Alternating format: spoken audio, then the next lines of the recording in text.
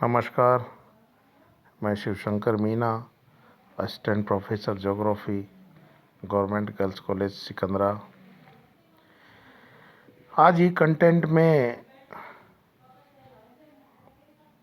BA part first year के स्टूडेंटों के लिए भौतिक भूगोल का एक टॉपिक चट्टानें या रॉक्स है।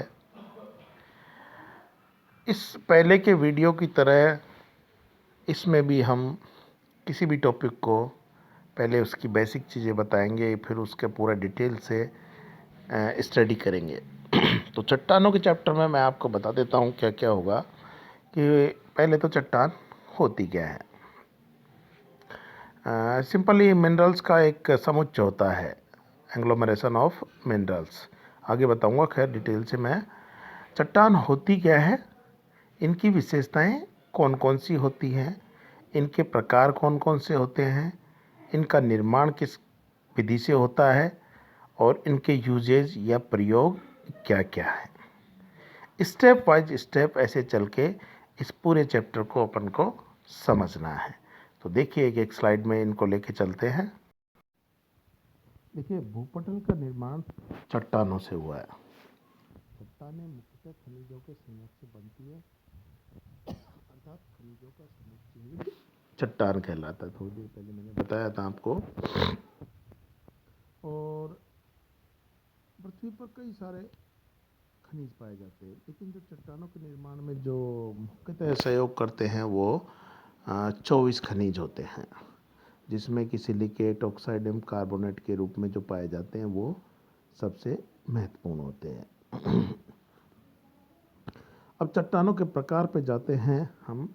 तो देखिए क्या होता है कि आप किसी के भी प्रकार बताओ या वर्गीकरण करो तो उसका बेस जरूर देना कि किस आधार पर हम उसका वर्गीकरण या प्रकार बता रहे हैं।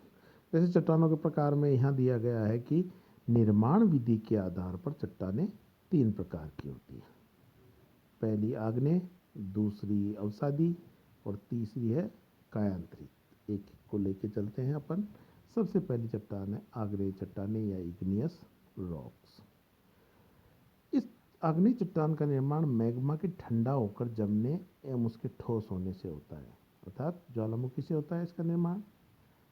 और सर्वप्रथम इसका निर्माण होने के कारण ही इसे प्राइमरी रॉक या प्राथमिक चट्टान कहते हैं। और इसके बाद ही अन्य 2 चट्टानों का निर्माण होता है। इनकी विशेषताएं अगर ली जाए तो ये रवेदार होती हैं।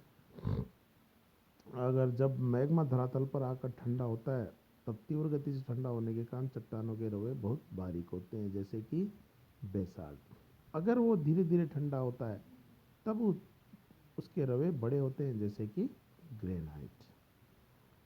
और ये जो इग्नियस या आग्नेय चट्टान है ये सबसे कठोर होती है और इसके संधियों में या जोड़ों में पानी बहुत ही कठिनाई से प्रवेश करता है या नहीं करता है। इसमें लेयर नहीं होती है या परत नहीं होती है और फॉसिल्स या जीवावशेष भी नहीं होते हैं, क्योंकि मैग्मा के कारण सारे जल जाते हैं अगर होंगे भी तो।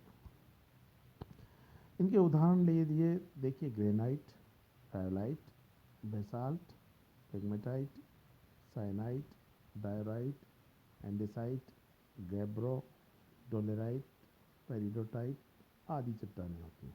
ये एग्जाम्पल जरूर ध्यान रखिएगा, कभी कभी ऑब्जेक्टिव क्वेश्चन में आ जाता है, ये 1 लाइन आंसर में आ जाता है कि आग्नेय चट्टानों के नाम लिखिए, उदाहरण लिखिए या निम्नलिखित में से कौन सी आग्नेय चट्टान है या नहीं है। और ज्वालामुखी चट्टानों में रवों का विकास नहीं होने पर उनका गठन कांच की तरह हो जाता है, जैसे कि ऑब्सीडियन। दूसरी चट्टान है अवसादी चट्टान या सेडिमेंट्री रॉक्स या तलछटी या परतदार चट्टानें। ये वो चट्टानें हैं जिनका निर्माण विखंडित ठोस पदार्थों या जीव जंतुओं एवं पेड़ पौधों के जमाव से होता है। और इनमें विभिन्न प्रकार की परतें पाई जाती हैं, जीवावशेष भी पाए जाते हैं। और पृथ्वी के धरातल पर 75% भाग पर अवसादी चट्टानों से ढका है तथा शेष जो 25% है वो आग्नेय और रूपांतरित चट्टानों से ढका हुआ है। ये चट्टानें रवेदार नहीं होती हैं, ये ध्यान रखिएगा। और ये चट्टानें क्षैतिज रूप में बहुत कम पाई जाती है। पार्श्ववर्ती दबाव के कारण परतों में मोड़ पड़ जाते हैं एवं ये चट्टानें सामूहिक सामूहिक रूप से अपनतीय और विमिति के रूप में पाई जाती है, एंटिक्लिन या सिंक्लिन के रूप में पाई जाती है। ये चट्टानें प्राय मुलायम होती है, जबकि इग्नियस या आग्नेय चट्टानें कठोर थी, जैसे कि चीका मिट्टी, पंख आदि। परंतु कुछ चट्टानें कठोर भी होती हैं, जैसे कि बलुआ पत्थर। ये चट्टानें अधिकांशतः प्रवेश होती हैं, परंतु चीका मिट्टी जैसी परतदार चट्टानें अप्रवेश होती हैं। और अवसादी चट्टानों का निर्माण अधिकांशतः जल में होता है, पर कई एग्जाम्पल ऐसे भी है जिनका निर्माण पवन द्वारा होता है, जैसे लोएस। और इसके अलावा बाउल्डर, क्ले, टिल ये है जो कि पानी की आवश्यकता इसमें नहीं होती है। अब ये आगे इनका और सब क्लासिफिकेशन दिया गया है कि यांत्रिक क्रियाओं द्वारा निर्मित अवसादी चट्टानें कौन सी हैं, जैसे पवन द्वारा लोएस, हिमानी द्वारा बोल्डर क्ले, जल द्वारा बलुआ पत्थर। ऐसे जैविक तत्वों वाली जीव जंतुओं से निर्मित चूना पत्थर, खड़िया, पेड़ पौधों से निर्मित जैसे पीट, कोयला, लिग्नाइट। रासायनिक तत्वों से निर्मित चट्टानों में आ जाएंगी डोलोमाइट, रॉक साल्ट, जिप्सम। ये बहुत ही इम्पोर्टेंट टॉपिक है और इसमें सबसे अच्छा चीज़ है जो इम्पोर्टेंट होती है इनकी विशेषता, निर्माण विधि और एग्जाम्पल सबसे इम्पोर्टेंट होता है। पूछ लेगा यांत्रिक विधि से निर्मित होने वाली चट्टानों में कौन सी है, बाउल्डर क्ले, चूना पत्थर, सेंधा नमक या जिप्सम। तो इसमें आएगा बाउल्डर क्ले। इस तरीके से किसी भी तरीके से कॉम्पिटिटिव एग्जाम होती है जी में, उसमें भी जीके में बहुत सारे ज्योग्राफिक क्वेश्चनों में से रॉक्स या चट्टानों से संबंधित क्वेश्चन पूछे जाते हैं।